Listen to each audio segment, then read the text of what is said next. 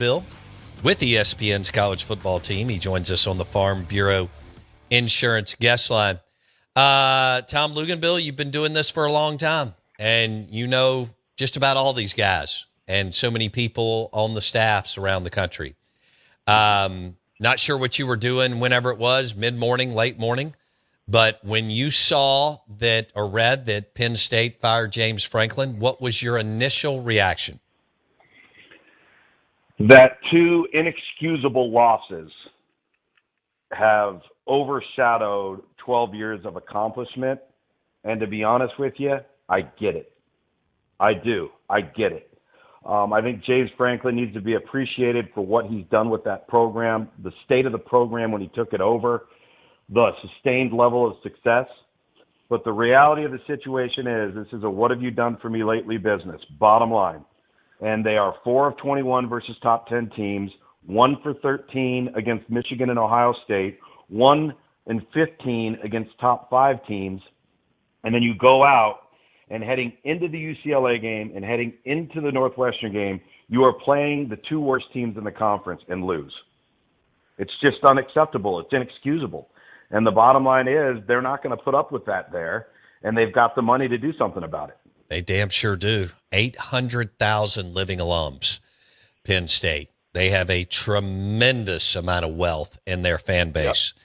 Tom Luginbill, ESPN on the Out of Bounds show, driven by your next GMC Sierra truck at Fowler GMC, Pearl Brandon. Okay, so James Franklin's out, and now everybody's talking about who could replace him. Jeff Brom at Louisville, Dan Mullen, Matt Rule. Rule, though, I think he's a good coach, but there's not a lot of – I mean, this Nebraska thing's taking a minute, although they're playing better this year. Mm-hmm. I mean, you were a play away from the national championship game last year. So who are they going to be able to lift, so to speak, where the fan base goes, oh, wow, this is amazing type deal, Tom Luginbill? Kurt Signetti. All right, so he's got a $56 million buyout. I know. Which actually surprised me, Luke. I didn't know that. I mean, I knew he signed a deal because he was so good last year, and you've talked about him several times on the show. I just assumed like max $20 million. You know what I'm saying, at Indiana? Right. I considering he held all the cards and he had all the chips last year with them, I'm surprised he signed that deal, you know? Yeah, and listen, I mean, and again, that's a name that you asked that Penn State would like to hear. That would probably be the name. Obviously Dan Mullen has ties to the program.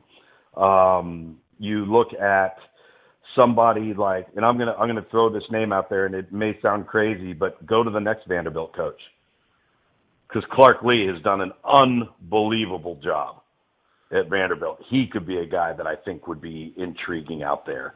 Drinkwitz? It's tough, man. Yeah, maybe Drinkwitz. Drinkwitz could be another one that could be in there. I just, it's hard because it's such a big job and it's a high-paying job. The expectations are ridiculous. And you would be taking over a program, because let's not forget that most reasons for a coaching change are because of failure or a lack of success. This is a situation where you'd be taking over a healthy set of circumstances.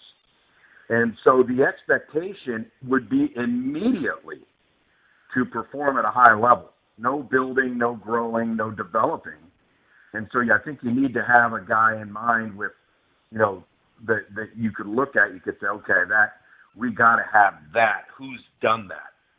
At a place with similar expectations. It's tough. It is tough. Manny Diaz could be one. Yeah, and I thought about Manny's done a good job at Duke, and he was up there, as you know, DC. Years. Yeah. I was thinking Shane Beamer, Luke's maybe in the mix. Don't know if he's won enough. Okay. Yeah, I think that would be a little bit early. Okay. I think you'd have to have a little bit more of an established pedigree there from a head coaching perspective, in my opinion. I think Brom Brom, his track record at Western Kentucky, tough place to win. Purdue, tough place to win. Louisville, tough place to win. That's a pretty good, damn good track record, don't you think? Yeah, absolutely. Okay. Yeah, I mean, I think that he would be a guy. I'm not so. I mean, when you're talking about somebody that's at their alma mater and that is at a job that's probably been a lifelong dream type of job, Sure. I think it's tough to pull away there. But shoot, stranger things have happened. Okay. Tom Luginbill talking the Penn State job. Would you consider it a top 5 job, Tom Luginbill, or a top 10 job? I would consider it a top 5 job from a resources, tradition, support standpoint. I would consider it a top 10 job from a proximity standpoint. It's hard to get in and out of there. Right. And so much of their recruitment of players, is out of state in many cases. And, there's very few flights going directly in and out of state college. So I think from that perspective, that it creates a little bit of challenge, but all of the other stuff's in place to be fantastic. Okay. Tom Luginbill on the Out of Bounds show. I'll be honest though, I was surprised. I mean, I get what you said to start the interview, and the 2 losses were awful to UCLA and Northwestern. That was more SEC like than Big Ten. They've always been, a little more cautious and conservative most of the time in that space. Do you agree, Luke? Was that Penn State? No, like the Big Ten compared to how ruthless our league is, moving off. Yeah, but it's getting more. I think it's getting a little bit more cutthroat like that because the money that's now involved, and I think that it's getting pretty grueling up there too. I mean, hey, listen, at the end of the day, like, I don't know about you, but like Michigan's hard to watch. Oh my God, I can't watch that crap. Good Lord. They need to start cheating again. I mean, for crying out loud. I mean, that is not a team that's playing very good football. And I understand that they've got a true freshman quarterback, but my goodness. Yeah, that's painful. Tom Luginbill on the Out of Bounds show. All right, let's go to Auburn. I think this is it, Luke's, this weekend. They host Missouri, 2.5-point favorite. The irony is they're not far off, but damn, they can't get it done and turn the corner. You know how crazy they are. They're even more crazy than Penn State. I think this is his last stand. He's got to win a conference game, and I think he's got to win this weekend. I'd like to get your thoughts here. I thought he went overdrive victimhood when they didn't get. I thought Jackson Arnold scored. And I'd like to get your thoughts on all this. Mm-hmm. I thought Jackson Arnold scored. I can't believe that it was upheld on the field. The Kirby thing with the timeout was terrible too. But I thought Freeze checked out and started pouting and went into overdrive victimhood mode, which when you're the head coach, you can't do that. What did you see Saturday, Luke? Well, that's why they never recovered from the call at the goal line, because that's exactly what the entire team did. They let it consume them. They allowed that one play to completely control their emotions, their focus. It inhibited them from looking forward as opposed to dwelling on what they can't control. And, that trickles down from the top. And that wasn't just post-game, that's in-game. When you gain 50 yards the rest of the entire game on offense, where you had pretty much been dominating the first half, and you had a chance to go up 17-0, it doesn't happen. Then you go back on defense, and Georgia takes it the length of the field, kicks a field goal. So now instead of going into the locker room 17-0, you're up by a field goal, and you never recover from it. But I'll say this. Everybody talks about that call on the goal line. Listen, I understand that looking at it from slow motion versus real time are two entirely different animals. And I really wish, in my time in the UFL and the XFL the last 5 years, where they have literally perfected the transparent review of any call to the fans, to the viewers, The ACC's doing it now in their conference, and it's fantastic. I think we all would have loved to have seen and heard the officials talk through the mechanics on that, of how they came up with that. And but that call, all right, was nowhere near as bad as what they allowed Kirby Smart to do. Yeah. Because you don't get to have it both ways. You either get the timeout or you lose the timeout. Right. Right. You don't. That was ridiculous.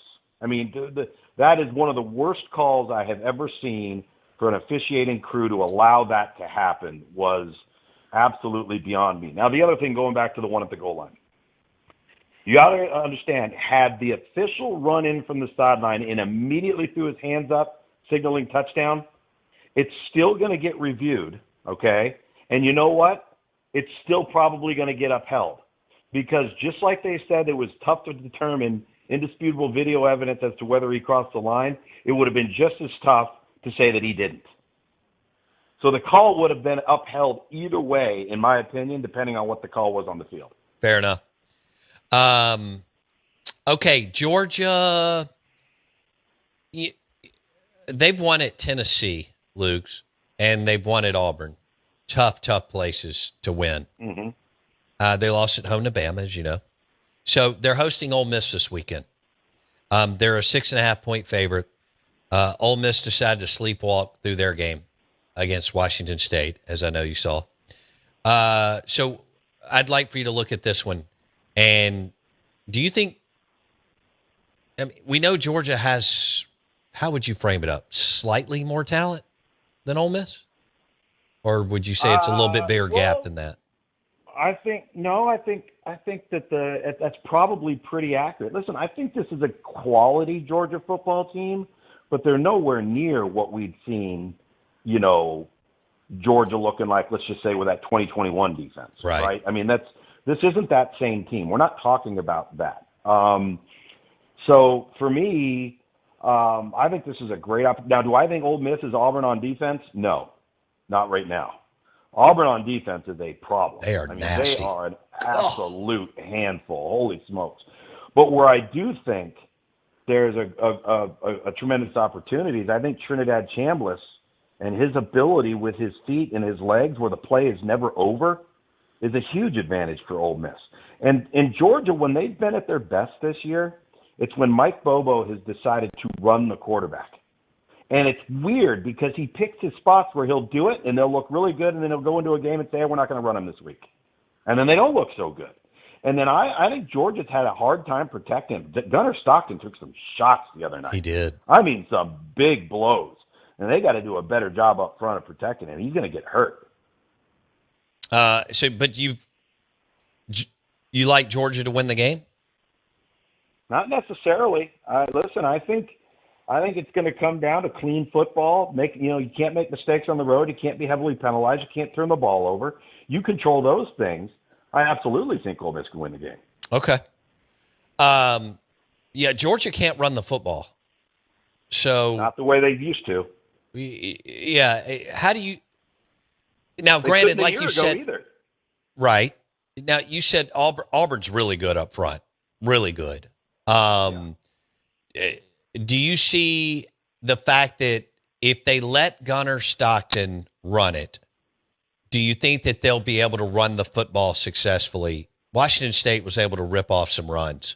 Do you believe that they'll be able to run the football successfully against Ole Miss and Golding? Well, I think it gives you a better chance because now you have something else you've got to defend, right? It forces you at times. Now early on, I don't think Ole Miss will load the box. I really don't. I think they'll try to play it base, right, and play coverage and try to control the line of scrimmage with the front. Now, if for some reason all of a sudden they start getting outmanned in the box because Georgia's running the quarterback, now that changes things. Now you might have to add somebody late into the box, which creates more one-on-ones on the outside. It's a trade-off, right? It's a numbers game. And so I don't think that Ole Miss will go in feeling like they got to load the box to stop the Georgia run unless they start seeing heavy quarterback run. Okay. All right. Then on the flip side, Kiffin and Trinidad, and you mentioned his legs and mobility, which is huge. These teams that don't have it, I mean, look at how they're struggling. LSU with Nussmeier, Hell, Drew Aller. I mean, he doesn't have the ability to extend the play like some of these other guys. Can you imagine if Penn State had Taylor Green? Get out of the way. All right, my so goodness. back to Georgia. Schumann and Kirby against Lane and Trinidad. Handicap that matchup for me. Georgia defense against the Ole Miss offense. Well, they know each other so well. And at the end of the day, you can say all you want about tempo and pace and explosive plays. Ole Miss wants to run the football. That's what they want to do. At their core, they want to run the football. And I think Georgia knows that. The question is, can Georgia be effective with a base box and not having to add anybody else? Because that's where you get worried, right? If there's been a secondary concern in college football for a team, right? And Ole Miss has had a little trouble with this as well, but it's been Georgia's defensive secondary has struggled versus the explosive play. Go back to the Tennessee game. They had guys in position. They had guys in phase. The ball goes up in the air. Their guy doesn't make a play. The other guy does. And so I think you want to be careful with your Georgia on defense that you don't get caught in too many one-on-one situations, because then the ball's going over the top, and now you haven't succeeded consistently in that world. So again, I think it's a chess match of a numbers game. Ole Miss is going to try to run the football. They're going to have creative plays with the quarterback when the play breaks down. How do you hold up if the play gets out on the outside? And can you defend that last second throw from a mobile quarterback from turning into a big explosive play if you're Georgia on defense? These guys know each other so well. I think when you know each other that well and you have a really good feel for what the other team's going to do, it just comes down to execution. I mean, let's not overcomplicate things here. If you're very familiar with the other side, you got to out-execute the other side. Will Gunnar Stockton have success through the air against Ole Miss? Based off of some of the struggles that Ole Miss has had in the secondary, I think at least statistically, I think the opportunity is there, yes. But we're also not seeing a ton of explosive plays from Georgia through the air. And it's been a little bit more methodical than longer drives. So I think that will, in my opinion, will be determined by whether or not Georgia successfully runs the ball. Because if they do, then Ole Miss is going to have to put their corners on an island to be able to cover the run. All right. You started D1 quarterback, Georgia Tech, so I'm going to throw this out at you, and you may think I'm crazy, and I'm okay with that. A lot of people do. I think Taylor Green is the best quarterback in the SEC. I think he's a one-man band with everything they've gone through, and the roster's not that good, and on defense he gets no help. Like some of these other quarterbacks get a bunch of three and out stops from their defense, and you know this better than I do. God, when your defense continues to give you the ball, especially sometimes in plus territory, damn. I mean, what a way to make the afternoon or night better. I think if you dropped him at LSU, hell, if you dropped him at A&M, Marcel's got some skills, but he's still really raw. But you dropped him at A&M, you dropped him at Georgia, it'd be curtains. And Penn State, James Franklin would still be the coach. What do you make of my statement that I think he's the best quarterback in the league, and he may be the best player in the league? I don't know if I would say that over Ty Simpson right now. Ty Simpson's playing elite level football. Now, to your point, the personnel around him, the fact that they're playing really good defense, he gets more opportunities. I get all of that. Against Tennessee the other night, Arkansas basically outplayed Tennessee in every category but one, and it was the most important one. They turned the ball over 3 times, and Tennessee didn't turn the ball over. I mean, at the end of the day, that's the difference in the ball game. But I do think Taylor Green is really good. I do think he's really, really talented. Would he be an upgrade on a ton of teams? Absolutely, he would be. I think Lenore Sellers has been awfully disappointing, but I also think they haven't been very good up front. They've been heavily penalized, had a difficult schedule. But as far as the league goes, I think Garrett Nussmeier has obviously been hurt. He's not playing anywhere to the level that we thought he would. Arch Manning's coming along. John Mateer did not play well the other day. DJ Lagway's been up and down. Jackson Arnold's been up and down. So I think what you're saying is you're not out of your tree. I think he would be an upgrade for an awful lot of teams that can do an awful lot of really good things. They're just not a great football team around him. Right. Tom Luginbill on the show. All right, Lugs, I got 2 minutes. We'll wrap it up with this, I think. Mississippi State at Florida. Will be a Herculean task to go down there. Florida's 10-point favorite. How does Mississippi State take this game into the fourth quarter, Luke? Well, number one, you can't get behind the chains against this Florida defense. Yeah.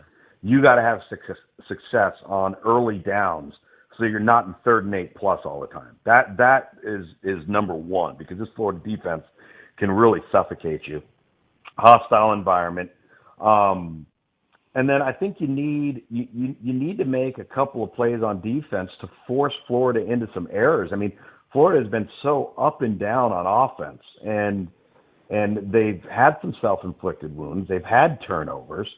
You've got to take advantage. If you get a couple of those, you got to take advantage of them. I think the game is a better matchup maybe than we give it credit for, as far as, like, I wouldn't have liked this matchup as well last year with Mississippi State and last year playing against Florida last year. But I think it's a little bit more closely matched, but you can't go down there and beat yourself. I mean, at the end of the day, that's what it comes down to. You look at Florida this past week on the road, and they're playing a team. By the way, I don't know if you've looked at this. Texas A&M has held the last 3 opponents to 2 of 33 on 3rd down conversion. Unreal. All right, I got 20 seconds. Are they the best defense in the country, A&M? Right now, I think you could say that because of the havoc that they wreak, the turnovers they created, and the fact that they just get off the field. I mean, they get off the field. So the offense gets way more possessions than they normally would. Man, how good are their 2 corners? Good grief. Wow, man. All right, Tom Luginbill. 33. We enjoyed it. And have a great week, my man. All right, you too. See you. Tom Luginbill on the Out of Bounds Show, ESPN 105.9 The Zone. We hope that you'll come see us tomorrow, Tuesday, at Spring Street Cigars in Jackson. It's where the Rogue Men's Store is located. We will celebrate Elijah Craig Old Fashioned Week. They'll have an Elijah Craig Old Fashioned special. It's a beautiful cigar bar and lounge. You don't have to smoke cigars to come and hang out. 3:30 to 5 tomorrow afternoon. Spring Street Cigars in Jackson, in the building where the Rogue Men's Store is located, celebrating Elijah Craig Old Fashioned Week tomorrow at Spring Street Cigars, 3:30 to 5. Come out and see us.